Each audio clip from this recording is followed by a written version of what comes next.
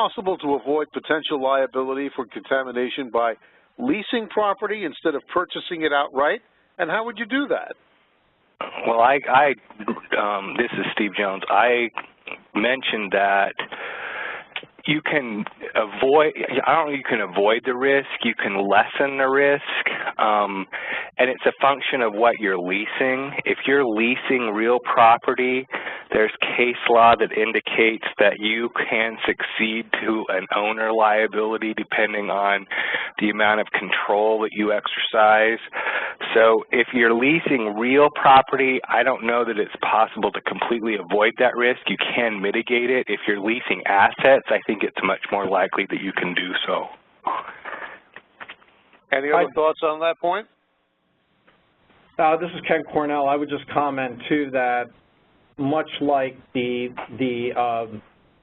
mortgagee-mortgagor relationship that I mentioned a moment ago, whether it's an ongoing operation or in the context of a transaction, you can structure environmental insurance to cover the interests of both the owner and the entity that's leasing the property to conduct their operation.